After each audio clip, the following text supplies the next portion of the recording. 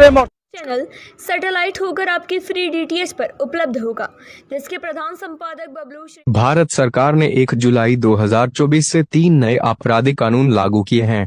एक भारतीय न्याय संहिता भारतीय न्याय संहिता यह भारतीय दंड संहिता आईपीसी का स्थान लेगी, जिसमें आतंकवाद, महिलाओं और बच्चों के खिलाफ अपराधों के लिए कठोर सजा का प्रावधान है।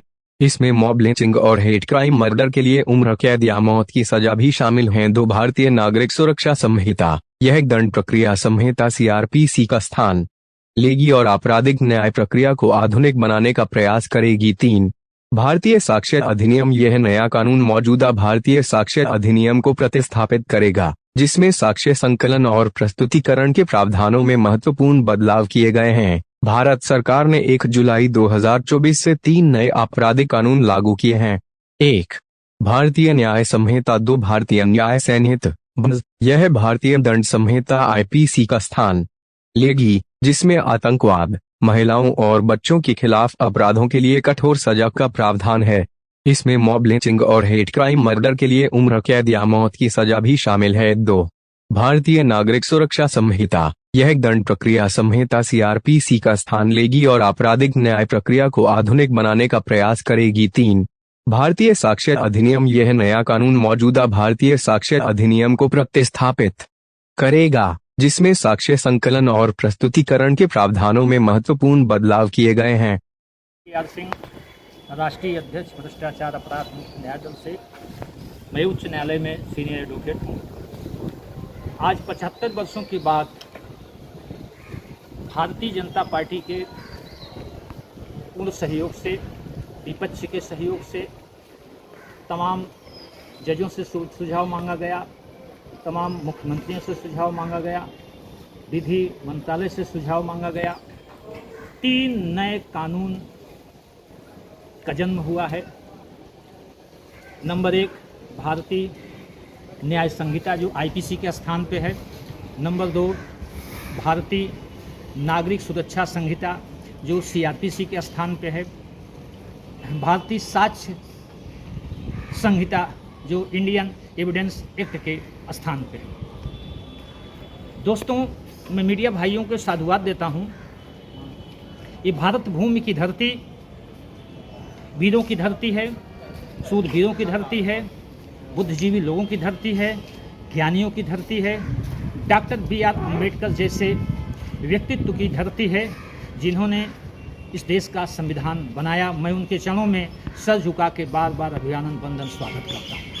ये 3 कानून जो भारतीय जनता पार्टी के माध्यम से आया है, ये निश्चित रूप से बहुत अच्छा साबित होगा। सवाल इस बात का है, कानून तो बहुत अच्छा है, लेकिन मुझे दुख इस बात का है कि जो करप्शन है, जो भ्रष्टाचार है, उस पर कड़ा कानून होना चाहिए। जब तक भ्रष्टाचार के विरोध में हमारी सरकार या कोई भी सरकार कानून नहीं बनाएगी, तब तक दलितों को, पिछड़ी जातियों को, मजलूमों को, दीन दुखियों को, महिलाओं को न्याय नहीं मिलेगा। क्योंकि जो ब्यूरोक्रेट है, जो डेमोक्रेसी है, आखिर भ्रष्टाचार वहीं तो भरा पड़ा है। आप सारा कानून बना लीजिए। डॉक्टर BR अम्बेडकर ने जो 2 वर्ष 11 माह 18 दिन में कानून बनाया, अगर उसी कानून को लागू कर दिया जाए, उसी संविधान को लागू कर दिया जाए, एक दिन के लिए तो भारत सोने की चिड़िया हो जाएगा। लेकिन इस बात का है, कानून बहुत अच्छा हो, लेकिन उसको कंप्लाइंस करने वाले, उसको चलाने वाले लोग, इस देश के जो ब्यूरोक्रेट हैं, जो डेमोक्रेसी के लोग हैं, वो सही रूप से चला नहीं पा रहे हैं, संचालन नहीं कर पा रहे हैं। यहाँ तो भ्रष्टाचार इतना फैल गया है कि हमारे बगल में दिनेश कुमार सैनी जी खड़े हैं, जो भ्रष्टाचार अपराध मुक्त न्याय दल के जिला अध्यक्ष अमरोहा हैं। वहाँ नरेंद्र सिंह नाम का एक पटवारी है, वो इतना भ्रष्टाचार में लिप्त है कि उसकी तमाम जांचें हो रही हैं। कप्तान साहब के यहाँ इन्होंने गए, कप्तान साहब ने ऑर्डर किया है, अभी तक उसके खिलाफ जो है FIR नहीं दर्ज हो रहा।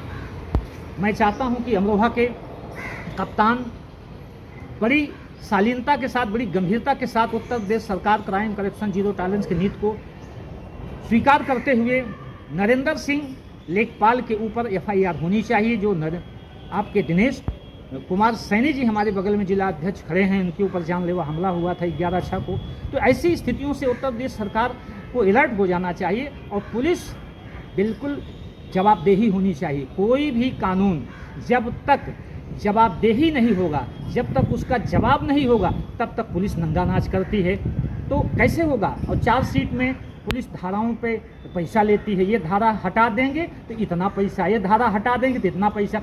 हर इन्वेस्टिगेशन अफसर के साथ एक मजिस्ट्रेटिक रिटायरमेंट अफसर होना चाहिए। चार्जशीट समय से दाखिल होनी चाहिए। महिलाओं के अपराध में, बालिकाओं के अपराध में, दलितों के अपराध में जो हीनियस क्राइम होते हैं उसमें 30 दिन के अंदर चार्जशीट होनी चाहिए। और 161 का बयान पुलिस लेती है तो वो समझा बुझा के लेती है। पुलिस समय से 161 का बयान नहीं लेती है, मुलजिम को गिरफ्तार नहीं करती है। बड़ी बड़ी धाराओं में 164 का बयान पुलिस लेती है तो मुलजिम से पैसा लेकर के जो नाबालिग लड़कियां हैं उनको गुमराह कर देती है, सही रूप से उसका बयान नहीं लेती है। अभी आसियाना की घटना 2 महीना पहले हुई है, उसमें भी एविडेंस जो है अभी तक नहीं क्लियर कर पाई, चार्जशीट नहीं भेज पाई है। और 164 का बयान जो है नाबालिग लड़की से पुलिस जो है सही रूप से मतलब नहीं करवाई और उसको गुमराह कर दिया। आज हम भारत के यशस्वी गृह मंत्री को हृदय से साधुवाद देते हैं, भारत के यशस्वी प्रधानमंत्री को हृदय से साधुवाद देते हैं। विपक्ष में जो हमारे विपक्ष के नेता हैं श्री माननीय राहुल गांधी को भी धन्यवाद देते हैं, क्योंकि विपक्ष जितना मजबूत होगा उतना ही सत्ता पक्ष सही काम करेगा, क्योंकि निरंकुश नहीं होना चाहिए। मैं इन्हीं शब्दों के साथ पुनः डॉक्टर बी आर अम्बेडकर के संविधान को सर झुका करके अभिवादन, वंदन और स्वागत करते हैं। और भारत की 140 करोड़ जनता की तरफ से मैं इस कानून का स्वागत करता हूं। लेकिन जब तक करप्शन पर धारा बड़ी नहीं बनेगी, जब तक करप्शन पर जवाबदेही नहीं होगी, तब तक ये देश कोई भी कानून आप बनाइए, ब्यूरोक्रेट के ऊपर जो है कंट्रोलिंग होनी चाहिए और उसके डेमोक्रेसी पर कंट्रोलिंग होनी चाहिए, तभी सही होगा। जय न्याय, जय भारत, जय संविधान। साधुवाद। कल फिर हाजिर होंगे नई खबरों के साथ। मुझे इजाजत दीजिए। नेहा श्रीवास्तव।